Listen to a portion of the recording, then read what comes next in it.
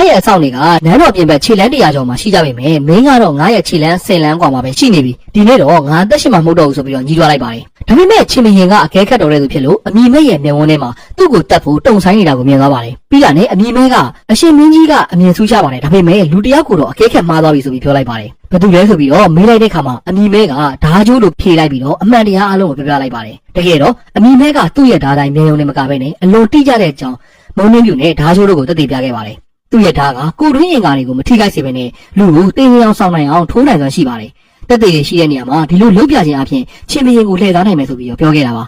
သူ့တငယ်ချင်းဖြစ်တဲ့ကောင်းကင်မြင်ကလည်းဒီနီလန်းကိုပဲတိုးခဲ့တာဖြစ်ပြီးတော့အခုဆိုရင်ဒဏ်ရာတွေပျောက်ကင်းလို့ကျန်းကျန်းမာမာရှိနေတော့ပါပြီတနည်းအားဖြင့်ကောင်းကင်မြင်ကမတည်ခဲ့ပါဘူးဘရင်ကိုလှည့်စားဖို့အတွက်တည်ခြင်းအောင်ဆောင်ခဲ့တာပါအဲ့တော့မှမိုးနှင်းမြူကလွန်ခဲ့တဲ့3နှစ်ကလေးကချင်းဘရင်ကပေသိနေပြီဖြစ်ကြောင်းဒါပေမဲ့ဓားကျိုးကအစီအစဉ်ကိုဖျက်ဆီးခဲ့တဲ့အကြောင်းကိုပြောပြပါတယ်ဓားကျိုးကဘာပဲဖြစ်ဖြစ်ချင်းဘရင်ကိုအသိမခံနိုင်ဘူးသူအသက်ရှင်နေတယ်လေဒီလောက်ကျန်မှုကိုတားဆီးသွားမယ်ဆိုပြီးတော့ကြေညာခဲ့တာပါဒါပေမဲ့မိုးနှင်းမြူကတော့အမိမဲနဲ့ပူပေါင်းဖို့ဆုံးဖြတ်ပြီးတော့ဓားကျိုးကိုတားဆီးပေးဖို့အမိမဲကိုတောင်းဆိုခဲ့ပါတယ်မိုးနှင်းမြူနဲ့ဓားကျိုးတို့ဓားချင်းရှင်ကြတဲ့အခါမှာဓားကျိုးကခုခံရုံပဲခုခံခဲ့ပါတယ်အမိမဲကလည်းဓားကျိုးကိုတားဆီးပေးဖို့သဘောတူခဲ့ပါတယ်ဘာလို့လဲဆိုတော့ဓားကျိုးကိုမတားနိုင်ခဲ့ရင်သူတို့ရဲ့အစီအစဉ်ကအောင်မြင်မှာမဟုတ်လို့ပါဒါပေမဲ့အမိမဲကဓားကျိုးကိုတစ္ဆာဖောက်ရမှာရှက်တာကြောင့်မို့လို့ဓားကျိုးရဲ့ရှေ့မှာဝင်ရက်ခဲ့ပါတယ်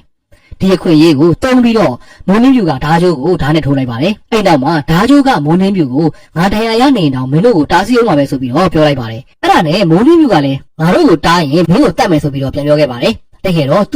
ူမချစ်ရတဲ့သူကိုမနာကျင်စေချင်ခဲ့ပါဘူးဒါပေမဲ့တိုင်းပြည်အတွက်ဒီအလုပ်ကမဖြစ်မနေလုပ်ရမယ့်အလုပ်ပါသူမစိတ်မကောင်းဖြစ်ရပြီးတော့ဆရာဝန်ကိုဓားကျိုးရဲ့ဒဏ်ရာတွေကိုကုသပေးဖို့တောင်းဆိုခဲ့ပါတယ်ပြီးတော့ဆရာဝန်ကိုနောက်ထပ်အကူအညီတစ်ခုလည်းထပ်တောင်းခဲ့ပါတယ်အဲ့ဒါကတော့အချက်ပြပေးဖို့ပါတကယ်လို့အမိမဲကလောက်ကျန်မှုအောင်မြင်သွားရင်အောင်ပွဲခံတဲ့အနေနဲ့အလံဒီလွှတ်ထူပေးဖို့နဲ့တကယ်လို့မအောင်မြင်ခဲ့ရင်အလံဝါလွှတ်ထူပေးဖို့မှာကြားခဲ့ပါတယ်အဲ့နောက်မှာသူမကအစီအစဉ်တိုင်းပဲချင်းစစ်တီရဲ့ရှေ့မှာအမိမဲရဲ့ဓားချက်အထိခံပြီးတော့တည်ရင်အောင်ဆောင်ခဲ့ပါတယ်နောက်ပိုင်းမှာတော့မိုးနှင်းမြူကဒဏ်ရာကနေပြန်လည်တက်တာလာတဲ့အချိန်မှာဓားကျိုးကအမိမဲစီကိုရောက်လာပြီးတော့ဒီလောက်ကျန်မဲ့အစီအစဉ်ကိုဆွန့်လွတ်ဖို့တောင်းဆိုခဲ့ပါတယ်ဒါပေမဲ့အမိမဲကတော့လက်မခံမနဲ့ဘာပဲဖြစ်ဖြစ်ဒီတာဝန်ကိုအပီးထိလှုပ်ဆောင်သွားမယ်ဆိုပြီးတော့ညှင်းဆိုခဲ့ပါတယ်အဲ့ဒါနဲ့အမိမဲကိုဓားကျိုးကသူ့ရဲ့အတိတ်အကြောင်းကိုပြန်ပြောပြပါတယ်သူနဲ့မိုးနှင်းမြူနဲ့စတွေ့တော့ကမိုးနှင်းမြူကိုအရန်ချစ်မိခဲ့တာပါမိုးနှင်းမြူကကြောက်တိုင်းပြည်ကစစ်ဗိုလ်ချုပ်ကြီးတဦးရဲ့သမီးဖြစ်ပြီးတော့သူမရဲ့ဖခင်ကစစ်မြေပြင်မှာကြာဆုံးခဲ့ရတာပါချင်းပြည်နယ်နဲ့ဖြစ်ပွားခဲ့တဲ့စစ်ပွဲအတွင်းမှာသူမရဲ့ဖခင်ဓားကိုစက်ခံပြီးတော့ဖခင်အတွက်လက်စားချိဖို့ပြင်းပြတဲ့ဆန္ဒရှိပါတယ်ဓားကျိုးကလည်းသူမရဲ့ကလေးသားချိမှုကိုကူညီပေးမယ်ဆိုပြီးတော့ခရီးပေးခဲ့တာပါဓားကျိုးကငယ်စဉ်ကလေးကလေလွင့်နေထိုင်ခဲ့ရတဲ့သူဖြစ်ပြီးတော့တခြားသူတွေလိုပြန်စရာအိမ်မရှိဘူးဆိုတာမိုးနှင်းမြူကသိပါတယ်။ဒါကြောင့်မို့လို့သူမကတကယ်လို့ချင်းဘရင်ကိုတတ်နိုင်ခဲ့ရင်စစ်ပွဲတွေမရှိတဲ့အိမ်လို့ခေါ်လို့ရမယ့်နေရာကိုခေါ်သွားမယ်ဆိုပြီးတော့ခရီးပေးခဲ့တာပါ။အဲ့နောက်မှာသူတို့နှစ်ဦးကချင်းနန်းတော်ကိုအတူတူဝင်ရောက်စီးနှင်းခဲ့ပါတယ်။အဆောင်3000ကတောင်သူတို့ကိုမတားနိုင်ခဲ့ပါဘူး။မိုးနှင်းမြူကအဆောင်တွေကိုတားဆီးပေးတဲ့ချိန်မှာဓားကျိုးကချင်းဘရင်ကိုတတ်ဖို့အရောက်သွားခဲ့ပါတယ်။သူတို့နှစ်ယောက်လက်ရည်ချင်းရှင်ကြပေမဲ့နောက်ဆုံးမှာတော့ဓားကျိုးကအစီအစဉ်တိုင်းဘရင်ကိုမတတ်ခဲ့ပါဘူး။အဲ့ဒီမှာမိုးနှင်းမြူကတန်တရားဝင်ပြီးတော့မေးတဲ့အခါမှာသူကငါတို့ဒီဘရင်ကိုတက်လို့မဖြစ်ဘူးလို့ပဲပြန်ဖြေခဲ့တာပါနောက်ပိုင်းမှာတော့သူမကဓားကျိုးကိုစိတ်နာသွားပြီးတော့3နှစ်တိုင်စကားမပြောဘဲနေခဲ့တာဖြစ်ပါတယ်အဲ့ဒီအကြောင်းကိုပြောပြပြီးတဲ့နောက်မှာဓားကျိုးကအမိမဲကိုဒီလောက်ကြံမှုကိုဖျက်သိမ်းဖို့ထပ်ပြီးတော့တောင်းဆိုခဲ့ပါတယ်ဒါပေမဲ့အမိမဲကတော့ဘာမှကြည့်မဆိုင်ပဲနဲ့ချင်းဘရင်ကိုတတ်မှာပဲဆိုပြီးတော့ဆိုတင်ပြောနေခဲ့ပါတယ်အဲ့ဒီခါမှာဓားကျိုးကသူ့ရဲ့ကျိုးနေတဲ့ဓားကိုတုံးပြီးတော့တဲပြင်ပေါ်မှာစာလုံးနှလုံးကိုတေချာရေးလိုက်ပါတယ်ပြီးတော့သူ့ရဲ့ဓားကိုအမိမဲစီကိုပေးပြီးတော့ထွက်ခွာသွားပါတယ်ဓားကျိုးရေးခဲ့တဲ့စလုံးနှလုံးကအရန်ကိုနည်းနည်းလာတယ်ကောင်းငင်အောက်ဆိုတဲ့စလုံးပဲဖြစ်ပါတယ်ဒီစလုံးကအမိမဲကိုအရန်စဉ်းစားရခက်စီပြီးတော့ဘရင်ကိုတတ်ဖို့တုံဆိုင်သွားစေခဲ့တာပါဓားကျိုးကအမိမဲကိုပြောခဲ့ပါသေးတယ်စစ်ပွဲတွေကြောင့်လူပေါင်းများစွာဒုက္ခရောက်နေရပြီတဲ့ကောင်းငင်အောက်ဆိုတဲ့စလုံးကဘာလို့ဆိုလို့လဲချင်းဘရင်အသက်ရှင်နေမှသာစစ်ပွဲတွေပြီးဆုံးသွားမယ်လို့ဓားကျိုးကတွေးခဲ့တာလာ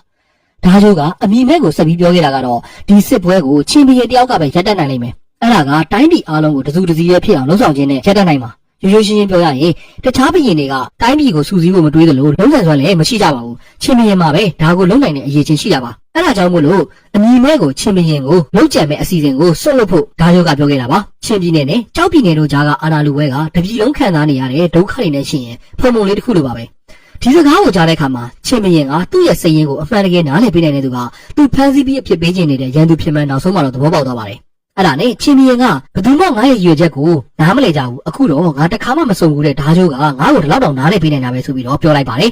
အဲ့နောက်မှာချင်းဘရင်ကမင်းငါ့ကိုဘယ်လိုတတ်မလဲသိချင်တယ်ဆိုပြီးတော့မေးလိုက်ပါတယ်လက်နဲ့မပါတယ်အမီမဲကအရှင်မင်းကြီးရဲ့ဓားကိုပဲသုံးပါပါဆိုပြီးတော့ပြန်ဖြေလိုက်ပါတယ်အဲ့ဒါနဲ့ဘရင်က သူ့ရဲ့ဓာတ်ကိုအမိမဲစီကိုပေးလိုက်ပြီးတော့ဒီဓာတ်ကငါနဲ့တူတူတိုက်ပွဲဝင်လာတာ10နှစ်ကျော်ပြီဓာတ်ကျိုးလိုမျိုးငါ့ကိုနားလည်ပေးနိုင်တဲ့သူကိုစုံခဲ့ရတဲ့အတွက်တရားမှာကိုတောင်းတမရတော့ဘူးလို့ပြောပြီးတော့အမိမဲရဲ့ဆုံးဖြတ်ချက်အတိုင်းတက်ချင်ရင်တက်နိုင်ဖို့ခွင့်ပြုလိုက်ပါတယ်အမိမဲကချင်းမရင်နဲ့စကားပြောပြီးတဲ့နောက်မှာဘရင်ရဲ့တိုင်းပြည်ကိုစူးစီးလို့တဲ့ပြင်းပြတဲ့ဆန္ဒကိုခံစားမိသွားပါတယ်ပြင်ပကလူတွေကဘရင်ကိုရက်စက်တယ်လို့မြင်ကြပေမဲ့တကယ်တမ်းတော့တိုင်းပြည်အေဂျင့်အောင်ဘယ်သူမှမလုပ်နိုင်တာကိုသူမြင်သွားပါတယ်လူအားလုံးစကားတစ်မျိုးနဲ့ပြောဆိုနိုင်ဖို့အတွက်လွတ်လပ်စွာကူးတန်းသွားလာနိုင်ဖို့နဲ့စစ်မီးကင်းစင်ဖို့အတွက်ကရှင်ဘရင်အသက်ရှင်နေဖို့လိုအပ်ပါတယ်ဒါကြောင့်အမိမဲကဘရင်ကိုဓာတ်နဲ့ထိုးလိုက်ပါတယ်ဒါပေမဲ့ဓာတ်သားနဲ့မဟုတ်ဘဲနဲ့ဓနောင်းနဲ့ပဲထိုးလိုက်တာပါပြီးတာနဲ့အရှင်မင်းကြီးတို့အသက်ပေးသွားကြတဲ့လူတွေကိုတတိယပေးပါလို့ပြောပြီးတော့တိုင်းပြည်စူးစီးဖို့ရည်မှန်းချက်ကိုဆက်လက်လှုပ်ဆောင်ဖို့တောင်းဆိုခဲ့ပါတယ်အဲ့နောက်မှာသူကဓာတ်ကိုချလိုက်ပြီးတော့ချင်းနန်းတော်ရဲ့ထွက်ပေါက်စီကိုအေးလူလူလျှောက်သွားပါတယ်စစ်တီတော်တွေကလည်းသူ့အတွက်လမ်းဖယ်ပေးကြပါတယ်ဒါပေမဲ့ချင်းရာရှိတွေကတော့ဥပဒေအရသူ့ကိုတတ်မိန်ပေးဖို့ဘရင်ကိုဝိုင်းဝန်းတိုက်တွန်းကြပါတော့တယ်စစ်သားတွေကလည်းမြားတွေကိုသိမ့်မြင်ထားပါပြီချင်းဘရင်ကအဲ့ဒီချိန်မှာအမိမဲကိုကွက်မြက်မိန်ပေးဖို့အရန်ကိုဝေခွဲမရဖြစ်နေပါတယ်ဒါပေမဲ့အမိမဲကိုယ်တိုင်ကဘရင်သူ့ကိုတတ်ဖို့အမိန်ပေးလာဖို့ရည်ရွယ်ခဲ့တာပါချင်းဘရင်ရဲ့ဥပဒေကဘယ်လောက်ထိခိုင်မာစိုးမိုးမှုရှိလဲဆိုတာတတိုင်းပြည်လုံးကိုတက်သိပြဖို့နဲ့ဥပဒေရဲ့ခုံသိက္ခာကိုထိမ့်သိမ့်ဖို့သူကသူ့ရဲ့အသက်ကိုစတေးဖို့ဆုံးဖြတ်ခဲ့တာပါဒါမှလည်းချင်းဘရင်အတွက်တိုင်းပြည်ကိုစူးစီးဖို့လမ်းခေနိုင်မှာဖြစ်ပါတယ်နောက်ဆုံးမှာတော့ချင်းဘရင်ကစစ်တီတွေကိုအမိန်ပေးလိုက်ရပါတော့တယ်ကောင်းကင်ရံတစ်ခုလုံးဖောင်တိကျသွားလောက်အောင်အရေးတော်မနေတယ်မြားတွေဒလဇက်ပြတ်ခတ်လိုက်ကြပါတယ်အမိမဲကထွက်မပြေးပဲနဲ့အားလုံးသောမြားတွေကိုရင်ကော့ခံပြီးတော့အသက်ပေးသွားပါတယ်သူ့ရဲ့တက်တိနဲ့ဆွလွတ်အနေတာခံမှုကြောင့်ချင်းဘရင်ကိုယ်တိုင်မျက်ရည်ကျခဲ့ရပါတယ်အဲဒီနောက်မှာသူ့ရဲ့ရုပ်အလောင်းကိုသူ့ရဲ့ကောင်းတစ်ယောက်အဖြစ်ခန်းခန်းနာနာတကြိုပြီးခဲ့ပါတယ်နန်းတော်အပြင်ဘက်မှာတော့နန်းတွင်းသမားတော်ကအလံဝါကိုလွှတ်ထုတ်ခဲ့ပါတယ်အဲ့ဒါကအမိမဲရဲ့လုပ်ငန်းစဉ်ကြာဆုံးသွားပြီဆိုတဲ့အဓိပ္ပာယ်ပါမုန်းနေမြူကဓားကျိုးကိုအမိမဲကဘရင်နဲ့စိတ်လန်းကွာမှာပဲရှိနေတာသူကိုယ်တိုင်အရှုံးမပေးခဲ့ရင်ဒီလောက်အနီးကပ်မှာဘလုံးမရှုံးနေစရာအကြောင်းမရှိဘူးဆိုပြီးပြောလိုက်ပါတယ်ပြီးတာနဲ့ဓားကျိုးကိုဘာပြောလိုက်လို့လဲဆိုပြီးတော့ပြန်ပေးလိုက်ပါတယ်ဓားကျိုးကလည်းကောင်းကင်အောက်ကကမ္ဘာလောကကြီးအကြောင်းကိုပြောလိုက်တာပါဆိုပြီးပြန်ဖြေလိုက်ပါတယ်အဲ့ဒါနဲ့မုန်းနေမြူနဲ့ဓားကျိုးတို့စပြီးတိုက်ခိုက်ကြပါတယ်သူတို့နှစ်ယောက်တိုက်ခိုက်ကြတဲ့အခါမှာသူမကဓာတ်နဲ့ထိုးဖို့လုပ်ပါတယ်အဲ့ဒီချိန်မှာဓားကျိုးကခုခံနေအောင်ဆောင်ရင်းနဲ့နောက်ဆုံးမှာတော့ပြုံးပြီးတော့ဓာတ်ကိုလွတ်ချလိုက်ပါတယ်မုန်းနေမြူကဓာတ်ကိုအချိန်မီရတဲ့နိုင်ငံမှာပဲသူ့ရဲ့ရင်ဘတ်တဲ့ကိုထိုးမိသွားပါတယ်လဲကျသွားတဲ့အခါမှာတူတူအိမ်ပြန်ငင်ခဲ့ပေမဲ့မအောင်မြင်ခဲ့ဘူးကိုဂယူးဆိုင်ပါဆိုတဲ့နောက်ဆုံးစကားကိုပြောပြီးတော့အသက်ပြောက်သွားခဲ့ပါတယ်မုန်းနေမြူကလည်းသူမရဲ့ဖခင်နဲ့တိုင်းပြည်အတွက်ကိုပဲကလေးသားချင်ခဲ့တာပါဒါပေမဲ့ဓာတ်ကျိုးကတော့သူမထပ်ပို့ပြီးတော့ကျေပြန့်တဲ့အမြင်ရှိခဲ့ပါတယ်စစ်ပွဲတွေအဆုံးသတ်နိုင်ပြီးတော့သူတို့နှစ်ယောက်အေးချမ်းချမ်းအိမ်ပြန်နိုင်ဖို့ဆိုတာချင်းဘရင်တယောက်ထဲလုံးနိုင်မယ်ဆိုတာသူမနားလည်အောင်ကြိုးစားခဲ့တာပါနောက်ဆုံးမှာတော့မိုးနှင်းပြူကနှလုံးသားတွေအကွဲသွားပြီးတော့သူမချစ်ရတဲ့သူနဲ့အတူအသက်ကိုအဆုံးစီရင်ဖို့ဆုံးဖြတ်လိုက်ပါတယ်ပြီးတာနဲ့ဓားကျိုးကိုထိုးထားတဲ့ဓားကိုဆွဲထုတ်ပြီးတော့သူမကိုသူမပြန်ပြီးတော့ထိုးဆိုင်ပြီးအသက်ကိုစလေးလိုက်ပါတော့တယ်အဲ့ဒီနေရာမှာနေနောက်ထပ်အသက်နှစ်ချောင်းထပ်ပြီးတော့ဆုံးရှုံးခဲ့ရပါတယ်ဒါပေမဲ့သူတို့ရဲ့အနစ်နာခံမှုတွေကအလဟတ်သမဖြစ်ခဲ့ပါဘူးနောက်ပိုင်းမှာချင်းဘရင်ကတိုင်းပြည်အားလုံးကိုအောင်မြင်စွာစူးစီးနိုင်ခဲ့ပြီးတော့ချင်းရှိရွံဘွဲကိုခံလိုက်ပါတယ်သူကပြည်ပရန်သူတွေရဲ့အန္တရာယ်ကနေကာဝယ်ဖို့တိုင်းပြည်ရဲ့နေဆက်တစ်လျှောက်တတိုင်းကြီးတစ်ခုကိုလည်းတိစောက်